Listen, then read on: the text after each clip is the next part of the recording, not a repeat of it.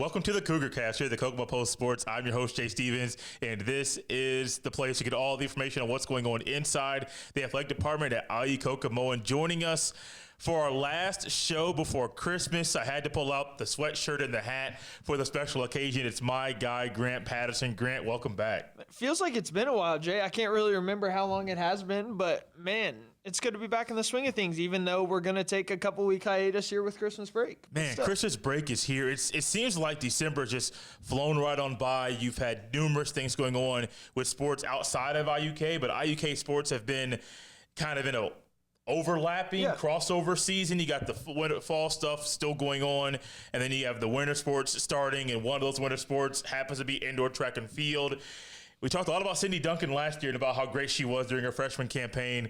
Her sophomore campaign started off with a bang. Yeah, what are you supposed to do when she makes it that easy to have to talk about her? She forces her hand, and I'm happy to do so. She pretty much set the world on fire last week in a completely NCAA Division I meet. Besides us and maybe one or two other schools, I know that for a fact that it was a majority of IU kids, Cincinnati kids, other small Division Is besides those two decent-sized D1s. So let alone to just go on the road and win a Division I shot put meet is amazing, especially early in the season. That was only meet 2 of the season. Haven't really had the full team at any one meet, but to go on the road and win an NCAA Division I shot put event, but she didn't just stop there. She broke her own school records, didn't stop there either, and then she also, after setting a school record, she bettered her school record that she had just set with her fourth throw in 16.46 or something like that, I believe. 16.46 meters was her throw, and that is just unreal to say the least. It's the furthest throw that the NAIA has seen since 2005. With this, she's obviously qualified with the NAIA standard for indoor nationals. And as of this past weekend, indoor track and field meets are typically weekend events. So after this past weekend, she's ranked number 1 in the NAIA in shot put. So she's on pace to All-American in indoor shot put this year after doing so at outdoor nationals in nearby Marion this past May. So what a freaking start to the year for Sydney Duncan. It's awesome to have followed along with her career. The media from her hometown of Anderson and Frankton High School have done a good job of covering her, and now it's our opportunity. It has been a complete joy, and it's hard not to have that be a complete joy when she's making it easy as an All-American and number 1 in the country. The furthest throw that the NAIA has seen in 19 years, Jay. That's insane, man. It's insane to think about how she came in and immediately Colvin realized what she could be, started working with her, and I know it's Gaylor. Yep. I forget his first name. Grant. Thank you. Almost said Eric, and I was like, that's not correct. But just those coaches working with her and helping her progress early in her career got her 100% buy-in to the program and what they were trying to help her to accomplish. And then you get this. Yeah. And we've had the privilege of having her on the show, I believe, a couple times, at least once. I believe twice we've had her on here. Just get to know her, just her outside of the ring, and getting to know her, the person. This stuff just amazes me because I see her and I hear about the accomplishments, but she doesn't boast about it. She doesn't really brag. She just keeps working and keeps grinding. And I'm at a loss of words. I saw the numbers that were on the article on the website, and I'm like, okay, you're getting better, and then you just shatter everything. And congratulations, Sydney. Look forward to talking to you later on in a few months about what it's going to mean for you to be in nationals. And because you know that's going to happen. Yeah. Her and I can do a one-on-one. I know most athletes, we kind of double up, but I think her and I, at least at this point, can do a one-on-one and just go back and forth. I think a national championship calls for a one-on-one. So I think so. Maybe she'll accomplish that come into February in Gainesville. You can set that up, right? Yeah, for sure. We'll set it up. If she takes care of business at indoor nationals in Gainesville, we'll have no problem setting that up. I like that. Congratulations to her, Sydney. I think she was National Athlete of the Week. Yes, that is also a key point. Good point, Jay. She was U.S. Track and Field and Cross Country Coaches Association. She was their NAI National Athlete of the Week for the women. That's the first time anybody in the program has ever received her National Athlete of the Week honor. That's 2 this year that we have received in IUK Athletics, and we hadn't received one prior to that. So Kylie Moore, women's soccer goalkeeper, and now we got one here in track and field with Sydney Duncan. Phenomenal. We talk all the time about how elite these athletes are. I don't use that word loosely, talking about how elite they are, but literally, they're elite athletes right here in Kokomo at IUK, and they deserve to be awarded and appreciated for what they have done. A couple more that are women that are being rewarded at the national level for what they have done. One of them is Lexi Broyles. She got a certain award for the third time in her Cougar career. Yeah, she became an All-American for the third time, as you just mentioned, of her career as a junior. But this is the first time that she's been honored as a two-time All-American in the same year. She was honored by the NAI as an All-American, as well as the American Volleyball Coaches Association as an All-American. So some big-time honors. You may have seen the article. She was all Mid-Central region, which obviously you're going to make that if you're making an All-America team. So big congrats to Lexi Broyles on becoming a three-time All-American, and as I mentioned, two All-American honors in one season. She's been a third-team All-American 4 different times in her career, a 3-year career. So she'll return next fall to the IUK volleyball program that finished the year, as they announced today, ranked 11th in the nation. So that's the program's highest ever ranking in a postseason poll. So as we mentioned with the IUK Athletics Twitter account, it's been a great year, but the future is so bright for the volleyball program and our athletic department as a whole. So it's awesome. It'll be awesome to follow them along. But Jay, Lexi Broyles wasn't the only one who received the national attention. And Maya Grigsby, we've been talking about her all season, the freshman out of Greenfield, Indiana. She's been a dominant outside hitter. She plays 6 rotations when she needs to as a defensive specialist. She earned multiple Freshman of the Year honors, both River State's conference and the NAI or AVCA Mid-Central Region Freshman of the Year honor. Well, it turns out she's not only a 2-time All-American this year like Lexi is, and as just a freshman, she was honored as a second-team All-American by the AVCA and NAI. But yesterday she was announced, or Tuesday, I believe, she was announced as the AVCA NAI Freshman of the Year. So she's the best freshman in the country, according to the volleyball coaches in the All-America committee that makes those decisions. So that's obviously a first in program history. If you guessed that, you guessed right. So continuing to just tear down those barriers and milestones that are in the way. Heather Hayes continues to do a phenomenal job of leading this program. It seems like I've only been here for a couple of years, but it seems like every time I look up, another young lady is being awarded by the conference or via an All-American honor. There are, I believe, at least 2 last year. I know Audrey and Lexi were last year. Correct. You have 2 this year. One's a freshman at the National Freshman of the Year. It just amazes me, Grant. I know you have a special seat different than I do, being able to know Heather on a personal basis.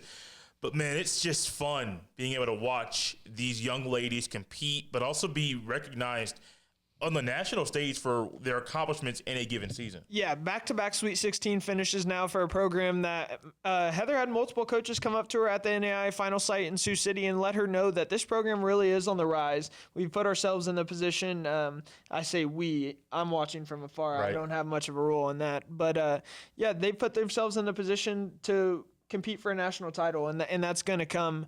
Obviously, finished 11th in the nation according to the poll. That shows that we're on the doorstep of a national title, and or at least an appearance in the national semifinals. Get out of the pool play for the first time, get over that hump. But 2-time back-to-back national champions in Indiana Wesleyan, and we took them down in 5 sets earlier this year. So for a second straight year, we definitely end the year knowing what we are capable of as a volleyball program, and that's all shouts out to Heather Hayes, Lori Elson, Audrey Talley, and just all the girls for buying into what they're selling. One thing I think is being bought in right now is what Eric Eckelbarger is preaching to his team. The men's basketball team is currently 7-4. They've won 2 games in a row. And those games, one was over East-West, almost cracked the 100-point mark in that game, beat them 97-69. And then just Wednesday night of this week, they beat IU Northwest 83-71. This is the way you want to kind of end out a calendar year. Yeah. I know I think they have 1 or 2 more games left this year, but you want to kind of get this calendar year, start to work through the early season kinks, and then start to hit January with a bang. Yeah. And I believe Eckelbarger's squad can do just that. Yeah, even though they do play on the 29th and 30th of this year, they are going to have a short little Christmas break. Yeah. You know what I mean? So in a way, you're 100% right. Go into that little break on a 2-game win streak, have 2 more opportunities to add to that win streak or pick up a pair of quality wins against Cumberland and Concordia, Michigan at Oakland City on December 29th and 30th. But after that, it's all River State's conference play from here on out, beginning January 4th. So a crucial time, and it was a big past 5 days or so for the men's basketball program to dominate East-West in the way that they did. That was from start to finish a dominant effort, just like it was last year. But IU Northwest was a massive test. A squad that's receiving votes nationally from the NAIA coaches poll. They were 9-1 prior to this weekend's matchup. They beat us by 32 when we went up there earlier this season, 106-74. So you talked about buying into what Coach Eckelbarger's teaching. They didn't just buy into it for the season. They bought into it last night for for Wednesday night's effort against IU Northwest, because trailing by 10 or 12 at halftime, to come back from that deficit speaks for itself. So I was very impressed. A big-time IU Kokomo donor and supporter, Court French, mentioned on our Facebook today. It was a masterclass by Coach Eric Eckelbarger and the team, carrying out his staff's execution perfectly. That's what we saw last night against IU Northwest in the second half. We were down 10, won by 12, so we outscored them by 22 points in the second half. Complete defensive shutdown effort in the final 10 minutes, I would say, but scoring came from multiple different places when it needed to. The big guys were dealing with foul trouble throughout the night, whether it was Noah Harris, Max Newman, Ked Anderson, Joe Anon. But Anon and Newman led the way with 21 points apiece. Harris had a good game. So did Evan Kretz. And Ked Anderson had a few big buckets as well down the stretch. That's fun. That's amazing. When is their next home game? Next home game is January 4th. So men's and women's basketball, January 4th and January 11th. The first 2 Saturdays in January, we have River State's conference doubleheaders. I can't speak to the 11th, but I know that January 4th matchups are against Oakland City. So remember this year, when you come out to our River State's conference doubleheaders, the men's game is first. So men's game will be at 1 p.m. January 4th, and the women's game will be at 3. I like that. Yeah. I like that a lot for the ladies, letting them get more of a spotlight in that setup there. 100%. Speaking of the ladies, Lisa Pfluger's squad is now coming off of a win on a Wednesday. Yeah. They beat St. Ambrose on Wednesday on a neutral site, and just like the men, figuring out things, buying into the program, and also Lisa Pfluger just really, I believe it's her first time being a college head coach. Yeah. So it's figuring things out for her as well. But that's a win at this time of year, right before Christmas is right here around the corner. That's a big win for them too. Yeah, first-time collegiate head coach, and Lisa Pfluger knows the area well. She's got a lot of local talent on her squad that she relies on, and that talent played well in the second half Wednesday. I think she'd be okay with me saying that they didn't play well in the first half, wasn't there, but followed along closely, and they could have given a better effort, and they did in the second half. So shout out to Coach Pfluger and her coaching staff for getting that out of her squad, and the squad for stepping up. They've been led a lot by Anna Kaiser, Kelsey Langley, and Mia Cady as of late. They've had to play a big role.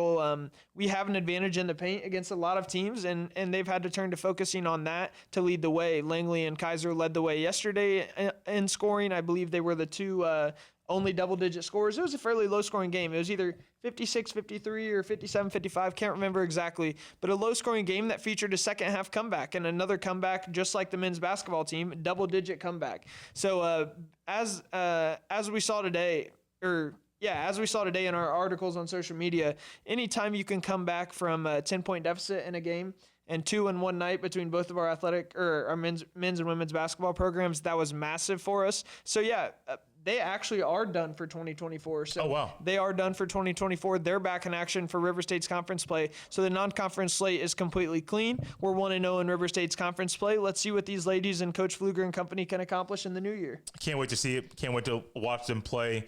I would encourage everybody out there to get out there to the Student Activities and Event Center once the new year hits, and to watch the men's and women's basketball teams at IUK. You're in for a treat. Yeah. They're going to play hard. They're going to play basketball. You're going to enjoy watching. And if it's a doubleheader, 1 ticket, 2 games, guys, you can't beat that. Yeah, we don't have a single game the rest of the year. The rest of the year is all River State's conference doubleheaders, barring any unforeseen circumstances. So you're getting really. I just thinking of that, like, people are lucky we don't charge more than $7 to get in, because you're seeing 2 games for $7. So $7 admission. Senior citizens, veterans get in for $5. 12 and under are free. So come on out to the Student Activities and Events Center on January 4th and 11th. Last thing here, it's not about Christmas. It's not about IUK. You're going up to Notre Dame. Yeah. I'll be watching the game. I'll try to catch the tail end of it because we'll be at Kokomo Friday night. Who do you have winning that game in the playoff? Is it Notre Dame's going to win? They're the home team, or do you pick the Hoosiers? Yeah, let's be clear. I am not cheering for. I am cheering for one team in particular, but it's more so because of who I'm a fan of. I'm a Purdue fan. If you watch the show consistently, you've probably caught on. Two of my closest friends are Notre Dame fans, though, and as a Purdue fan, I don't often cheer for IU, if ever. So, yeah, I'll definitely be cheering for Notre Dame. I don't know what the spread is. My guess is it's probably around a touchdown. I would expect Notre Dame to win by 10-13. Okay. I think it'll be a half-decent game. May not be the easiest on the eyes, but I think Notre Dame wins handily. They don't sweat too often after the first couple minutes of the second half. No, I think it's only very, very similar to – well, I won't say as similar because it's a little bit different than the IU-Ohio State game. But I am picking Notre Dame to win the game. I think they'll win by double digits. I wanted to go 20-plus. I think it's a little bit too high of a spread for the game itself and for just the circumstances in general. But my mom's an IU grad. I got friends who went to IU. I don't think I know anybody that went to Notre Dame. I do know one person went to Notre Dame, but they went back in the 80s. But I'm going with Notre Dame. I don't know. I got root for them. It's a square pick, for sure. I'm not trying to go chalk with my picks for the playoff, but for this one, it's kind of easy to pick the bigger school in the state. I don't know, size-wise. I could see the game being fairly high scoring, but I'm just leaning towards it's a little on the lower scoring side, like 26-13, 27-13 Notre Dame. It's an ugly game. Yeah, it's an ugly game. I don't care if it's ugly or good looking or not. I didn't pay the grand. I didn't pay the grand for a ticket. Just going up there to hang out with some friends, have a good time, and watch some quality football from a casino or a TV somewhere. I appreciate Grant for coming on the show and sharing his pick for the big game on Friday night. And a lot of you, if you're not going out to a high school basketball game, you'll be home in front of your fireplace and your TV on, popcorn, chips and salsa, whatever you're going to have to eat, and you'll be watching the game. I encourage everybody to get out to a high school game or watch the Hoosiers and the Irish battle it out on the gridiron. Grant, thanks for coming on the show. Last show before Christmas. Last show of the year as well. Yeah. Merry Christmas. Happy New Year, everybody. That's Grant Patterson, SID at IUK. I'm your host, Jay Stevens. We'll see you in 2025.